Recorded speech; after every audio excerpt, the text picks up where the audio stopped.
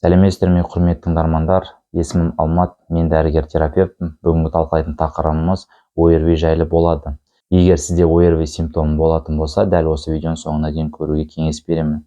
Және де бұл арнада әртүрлі ақпараттармен бөлісіп, әртүрлі ауруларға талдау жасап отырамын. Сол себепті осы арнама тіркеліп, достарыңызбен бөлісіп алуды сұраймын. Ал біз бастаймыз. Жалпы ОРВИ дегеніміз не? Ол жоғарғы тыныс жолдарының вирусты инфекциясын атаймыз. Оның жұғу жолдары, симптомдары негізінде барлығымызға таныс. Сонда да айта кетейік, ол жұғу жолдары ауа тамшылығы арқылы жұғады.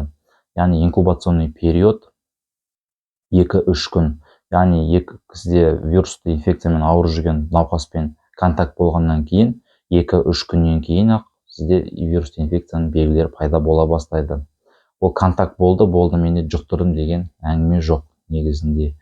Себебі әрқайсысын, әр адамда иммунитет әртүрлі. Егер сіздің иммунитетіңіз жақсы, жоғары болатын болса, онда ол қандай науқаспен контакт болсаңыз да сізде вирусты инфекция жұқпайды.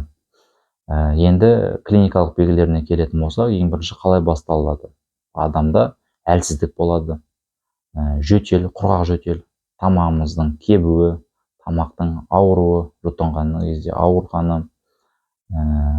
құлақ асты және де мойын асты, жақ асты лимфоузылдардың ұлғаюымен, әлсіздікпен, температураның жоғарылауымен, осындай симптом, тағы да басқа симптомдар болуы мүмкін, солармен көрінеді. Енді осы сізде вирусты инфекция ма или бронхит па, пневмония ма, грипп па, осыдан ажырата білуіміз қажет. Оны ажырату үшін нақты бір симптомдарды білуіміз қажет. Егер сіз осы жоғарыда айтылып өткен симптомдар болатын болса, онда сізде вирусты инфекция деуге болады. Себебі вирусты инфекциямен науқас көбіне 2-3-4 күн ауырады. Одан артық ол тек қана осложнение береді. Мысалы үшін сізде алғашқы күндері температура 3 күнге 4 күнге дейін болуы мүмкін. Бұл кезде сізде ОРВИ инфекциясы жүріп жатыр деген сөз. Ал егер одан асатын болса, дәл осы симптомдармен, онда сізде осложнение берді, немесе бронхитке или пневмонияға осложнение берді. Сол себепті оны дер кезінде анықтап, вирусты инфекцияны дер кезінде нақты ем тағайындағанымыз абзал болып табылады. Бізде көп осы халқымызда жүріп аламыз ғой вирусты инфекцияны, например, былай айтқанда менсінбей. Обычный инфекция деп қоямыздағы, тамағымыз шайып, малинамен шай ішіп жүре береміз. Негізінде олай дұрыс емес. Оған тоже серьезно қарағанымыз дұрыс. Себебі әртүрлі үлкен аурулардың бастамасы болып кетуі де әбден мүмкін. Ал енді еміне келетін болсақ, емінде әртүрлі қателіктер жібереді негізінде осы халқымыз. Оның ішінде атап өтейік, температура жоғарылаған кезде. Ең бірінші қателік. Бізде температура жоғарылаған кезде сразу біз температураны түсіруге әрекет етеміз. Негізінде олай дұрыс емес. Температура тек қана 38-ден асса ғана температураны түсіруіміз қажет. Себебі организмде болып жатқан жағдайлар ол бекерден бекер болмайды.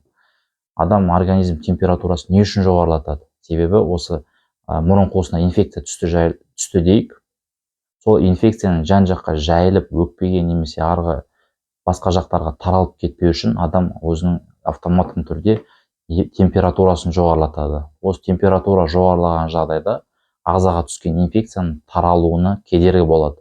Яғни ол таралмайды деген әңгіме емес, таралады, но ондай жылдамдықпен таралмайды, яғни жай таралады.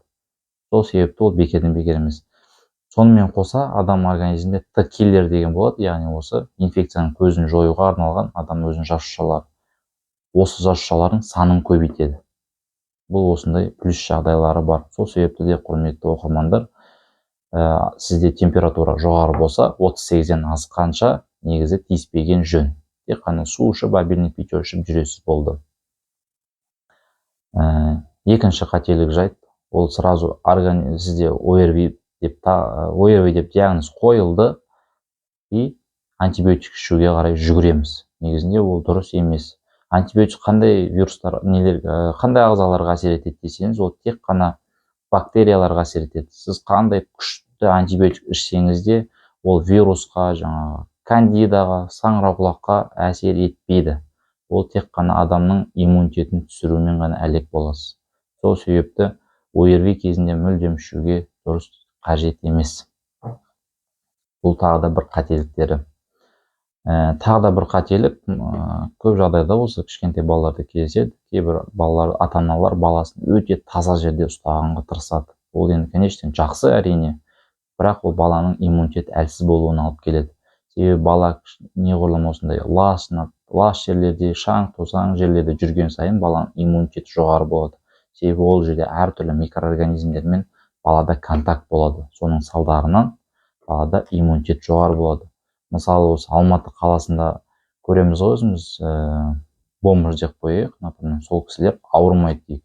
Иммунитеттері жоғары, себебі олар әрқашанда мусорда жүреді, лас жерлерде жүреді, олар иммунитет жоғары. Көп адамдар таңғалады, неғып осы бомждар тегі ауырмайды деп. Осының бір белгісі бұл да енді.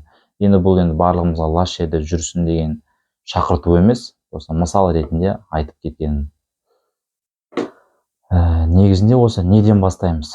Жалпы осы вирусты инфекция кезінде қандай емнен бастаған жөн десеңіз, ең бірінші балаға немесе өзіңізге аз-аздан көп мөлшерде су ішуіміз қажет. Себебі осы су ішу арқылы біз адам ағзасына болып жатқан интоксикация, яғни интоксикация ол қаяқтан болады десеңіз, вирус өзінің ағзаға улы токсин бөлген кезде организмде осындай интоксикация болады. Соны интоксикацияны кетіру үшін көп мөлшерде жидкость тағайындауымыз қажет. Жидкость ішесіз біріншіден. Екіншіден, тамағыңызды шайқауыңыз қажет. Тұзды сумен, фурацилимен немесе әртүрлі қазіргі шығып жатқан спрейлерді тағайындауымызға болады. Сонымен қоса, сосательный таблеткалар бар. Соны сорып жүруімізге болады. Яғни осы вирусты инфекция кезінде. Сонымен қоса, вирусқа қарсы таблеткалар бар. Оның барлығы негізінде 90% жағдайда фуфломицин деп аталады. Яғни пустышка. Көп адамдар сразу бізде вирусты инфекция болып жатса, жаңағындай вирусқа қарсы таблеткалар алуға тырысады. Негізі оның барлығы пустышка.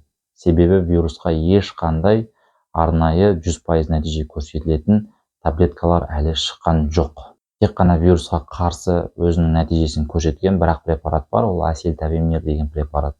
Осы препарат негізінде жақсы нәтижеге көрсетеді. Бұл қай кезде тағайындаймыз десеңіздер, осы вирусты инфекциямен контакт болғаннан кейін, яғни алғашқы сізде симптом пайда болған күннен бастап, алғашқы 2 күнде тағайындасаңыз, тағайындадыңыз, егер тағайындамасаңыз, 2 күннен кейін ол әсер етпейді. Сол себепті алғашқы күндер ғана вирус инфекцияға қарсы дәрілер тағайындалады. Және де тағы бір үлкен қателіктердің бірі ол жөтелге қарсы дәрі-дәрмектер тағайындау. Осы ОРВИ кезінде жөтел қайдан пайда болады десеңіз, тамағымызда воспаление бар. Ол тамағымыздан воспалениеден аққан сулы бөлінділер, олар прямой біздің трахея арқылы өкпеге барып түседі. Өкпеге түскен кезде ол жөтел адамның қорғаныш рефлексі болғандықтан сол жидкостьті, яғни сыртқа шығарып салуға әрекет етіп, ол жөтелеміз. Ал бізде таблетка ішкен жағдайда осы біз жөтелді біз басып тастаймыз. Сол себепті де одан әрі инфекцияның тарауына біз жол береміз. Себебі жөтелді біз басып тастадық, ал мына жақтан бөлінділер өкпеге түсіп жатыр деген сөз ғой. Сол себепті ешқандай қажеттілігі жоқ жөтелге қарсы дәрі-дәрмектерін ішу.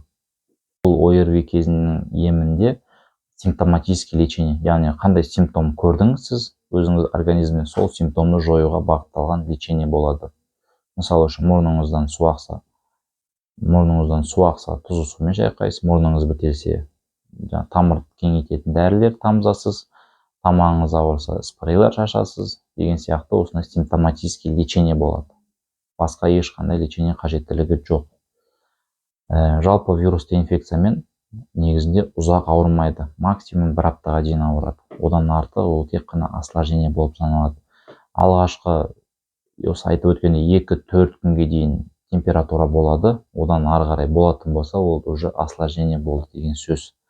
Онда дәрігерге тез арада көрініп, дұрыс тағайындама алғаныңыз жөн. Себебі ары қарай пневмония, бронхит, не тағы да басқа аурулар болып кетуі әбден мүмкін. Ал құрметті оқырмандар, бүгінгі айтқан ОРВИ жайлы ақпаратым сіздерге пайдалы болды деген ойдамын. Егер сіздерге ұнаса, лайк басып, комментарий жазып, достарыңызбен бөлісіп, каналға тіркеле отырыңыздар.